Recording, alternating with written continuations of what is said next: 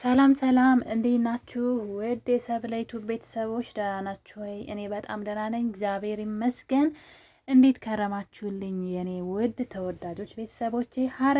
ሐረግ ድራማ ክፍል 87 በባለፈው በ87 ሐረግ ድራማ ብዙ በጣም አስደንጋጭ ነገሮች እየተከሰቱ መጥተዋል። ያው ብዙ የሚያናድዱን ነገሮች እዛ ድራማ ላይ እኛ ባልጠበቅናቸው መልኩ ሌላ መልክ እየያዙ መጥተዋል። በተለይ የናታንና የኤፍራታ እስከ መጨረሻው አብረው መሆን አለመቻላቸው በጣም አሳዝኖን ነበረ። ምክንያቱም በቃ የሆነውን ነገር ያው እናውቃለን ማለት ነው። እንደዛ ዋጋ የተከፈለለት ፍቅር አብረው መሆን አይችሉም። ይሄ በጣም ያሳዝናል። ናታን በመጨረሻው ከማን ጋር ይሆን? ምክንያቱም ኤፍራታም ያፌት መታሰሩ ወይ መገደሉ አይቀርለትም፣ በጣም ወንጀለኛ ስለሆነ። የኤፍራታ ዕጣ ፈንታስ ምን ይሆን? ወይስ ደግሞ በጣም የሚያስጠላ ነገር ነው። ያው ልጅ ማርገዙ አይቀርም ከናታን፣ ግን ደግሞ ነገሩ በጣም ያስጠላል የሆነው ነገር ማለት ነው። እና እንግዲህ አቶ ያፌት አሁንም ክፋቱን ቀጥሎበታል በጣም በሚያስጠላ ሁኔታ። ሉሊት ያፌት አለቃዋ እንደሆነ አታውቅም። ኤፍራታ ግን የሉሊት አለቃ ያፌት እንደሆነ ታውቃለች። እያንዳንዱ እህቷ የምትነግራት ነገር ከያፌት ጋር የተገናኘ እንደሆነ ታውቃለች ኤፍራታ። እንግዲህ እሷ ሁሉ ነገር እያወቀችበት እያለ ምን ተፈጠረ መሰላችሁ? ያፌት እንግዲህ ሉሊትን ገደላት። በጣም ያሳዝናል። በጣም በጣም በሚያሳዝን ሁኔታ ማን ነው ተብሎም አይፈለግም። እሱ እንደገደላት ኤፍራታ ታውቃለች። አሁን ላይ ደውለው ሲነግሯት የምታውቀው ነገር ቢኖር ያፌት እንደገደላት ነው። ግንኙነቷም ከያፌት ጋር እንደሆነ ጠንቅቃ ስለምታውቅ ማለት ነው። በታገተችበት ጊዜ ለያፌት እንደምትሰራና እንዲሁም ደግሞ አለቃዋ እንደማታውቀው ዝም ብላ ለገንዘብ ስለምትሰራ ነው እንጂ ማን እንደሚያሰራት አታውቅም ሉሊት ማለት ነው። የገንዘብ ነገር ሞቷ ነው።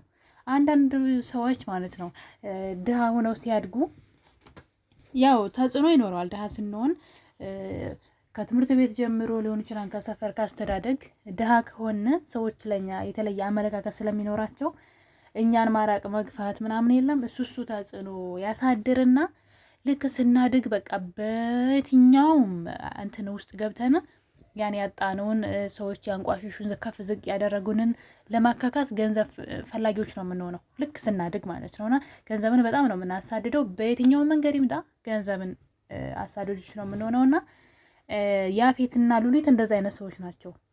ግን ሉሊት ቢያንስ ጨካኝ አይደለችም። አይነው በጣም የሰው ገንዘብ በጣም የወንድ እየቀያየረች በትዳሯ ላይ ምናምን በጣም ገንዘብ እንትን ትላለች። ለገንዘብ ምንም ነገር ታደርጋለች፣ ግን ሰው አትገለም። እና በጣም በሚያሳዝን ሁኔታ ግን ያፌት ደግሞ ለየት የሚያደርገው ሰዎችን እየገደለ የሰዎችን ሕይወት ላይ እየተጫወተ በጣም ወንጀል ቆሻሻ ስራ ነው የሚሰራው። በጣም ያሳዝናል። የምሬ ነው የምላችሁና እንግዲህ ኤፍራታ በቀላሉ ስለሱ ወንጀል አሁን ላይ ቀላል መረጃ እህቷ ስለረዳቻት እኔ ይጠቅመኛል እያንዳንዱ የምትነግሪ ነገር ከሉሊት የምታገኙ መረጃ ለእኔ ይጠቅመኛል ትላት ነበርና እንግዲህ በባለፈው ክፍል እንደምታውቁት እያስፈራሯት እንደሆነ ከነሱ እያመለጠች እንደሆነ ካለቃዋ ከሚያሰራት ማለት ነው።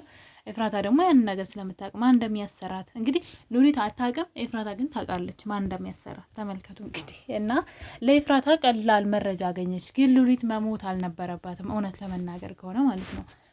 እንደዚህ በዚህ መልኩ መሞት አለባት ብዬ አላሰብም ነበር፣ ግን ኤኒዌይ ግን ሞታለች።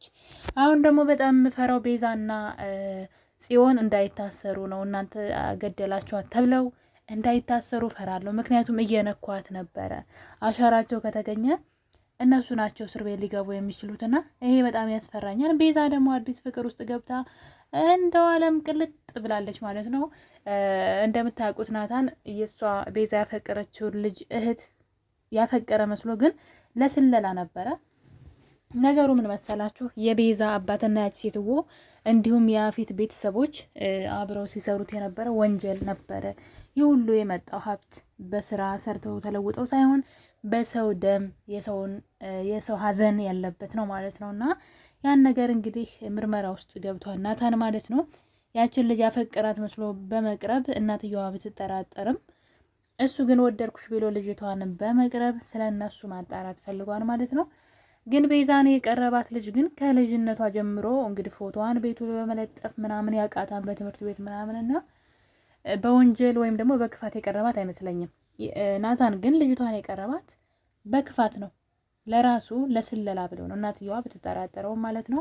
ቤቲ እንግዲህ አዲስ ፍቅር ውስጥ ገብታለች። በጣም ራሷን አታውቅም፣ ግን አሁን ላይ እስር ቤት እንዳትገባ በጣም እየፈራሁኝ ነው። ጽዮን ደግሞ እንግዲህ በፎቶሾፕ በሆነ ነገር ለሳሚ ተልኮልት ነበረ። እዚህ ቀደም የያፌት ያጎቱ ልጅ አክስቱ ልጅ እና ጽዮን ልክ አብረው የሆነ ተሳሳሙ የሚመስል ፎቶ ማለት ነው። ፎቶሾፕ ነው ተልኮለት ስለነበር በእሷ ተስፋ ቆርጦ እሷ ደግሞ በፍቅሩ እየተሰቃየች ትገኛለች። ሌላው ደግሞ እንግዲህ ኤፍራታ ምን አሰበች መሰላችሁ? የናታንንና የያፌትን ወንድማማችነት ለማረጋገጥ ፈልጋ ዲኤንኤን ምርመራ ልታደርግ ነው ማለት ነው። በጣም ብዙ ብር ነው የጠየቋት እና እንግዲህ እሷ ግን ያለችው እንዳይነቃባት ማለት ነው። የገኒን እናትነት ለማረጋገጥ ፈልጌ ነው አለች። ነገሩ ግን እንደዛ አይደለም። እርግጠኛውን የመናገር የምችለው የያፌትንና የናታን ወንድማማችነት አለ ወይ በመካከላቸው? ምክንያቱም ለእሷ በጣም አደገኛ ነገር ነው ይሄ ነገር። ከዛኛው ወንድም አርግዛ ከዚህኛው ወንድም ጋር ተኝታ በጣም ምን ሊባል ነው? በጣም ከባድ የሚያስጠላ ነገር ነው የሚሆነው እና በጣም ማለት ያስጠላል እንደዚህ አይነት ነገር ማለት ነው። ብቻ ወንድማማቾች እንደማይሆኑ ተስፋ አደርጋለሁ እኔ ማለት ነው። ይሄ ነገር እንደዛ ከሆነ ምን እንደሆነ ትምህርቱ ራሱ መንገር አለባቸው፣ ምን እያስተላለፉ እንደሆነ ማለት ነው። ወንድምና ወንድም ከሆኑ ከጽዮን ጋር ችግር የለም፣ ወንድምና እህት ይሆኑ። ግን ከናታን ጋር ግን በፍጹም ሊሆኑ አይገባም። እሷም ደግሞ ይሄን ነገር ለማጣራት ነው፣ ግን ደግሞ እሱ እንዳያውቅባት የገኒን እናትነት ለማጣራት ነው ብላለች ማለት ነው። እንግዲህ ገኒ ደግሞ እነሱ በር ላይ ሽንኩርት እየሸጠች ትገኛለች፣ እሷን ለማየት ብላ ማለት ነው። ያው ኤፍራታ አጣብቂኝ ውስጥ ስለሆነች ነው እንጂ በዚህ ሰዓት እናቷን ማለት ደስተኛ አይደለችም ማለት ነው። ግን ያለችበት ሁኔታ ገኒን የምታዳምጥበት ሁኔታ ላይ ስላልሆነ ነው። እና እንግዲህ በቀጣይ ክፍል ምን ሊፈጠር ይችላል? የዛች አዲስ የተዋወቃት ልጅ የናታን እናት ናታንን ጠርጥረዋለች፣ ሰላይ ሊሆን ይችላል ብላ ማለት ነው። እና ያ ሁል ጊዜም ወንጀለኛ ሰዎችን ይጠራጠራሉ፣ ሰዎችን አያምኑም እና ተጠራጥረዋለች። ስለዚህ ናታንስ ይሳካለት ይሆን ወይ? ያንን መረጃስ ያው ከያፌት ጋርም የተያያዘ ነው። በነገራችን ላይ ታሪካቸው ያፌት የሚሰራው ወንጀል ከዛች ሴት ጋር የተያያዘ ስለሆነ ማለት ነው። ስለ ያፌት ምክንያቱም ብዙ ምንም የሚያውቀው ነገር ስለሌለ ማለት ነው። ኤፍራታ ደግሞ በቀላሉ ለፖሊሶቹ የምትሰጣቸው መረጃ አገኘች። እንግዲህ ያፌት ሉሊትን አስገደላት ማለት ነው። በሱ ቤት ማንም አያውቅም ነው፣ ማንም አያውቅም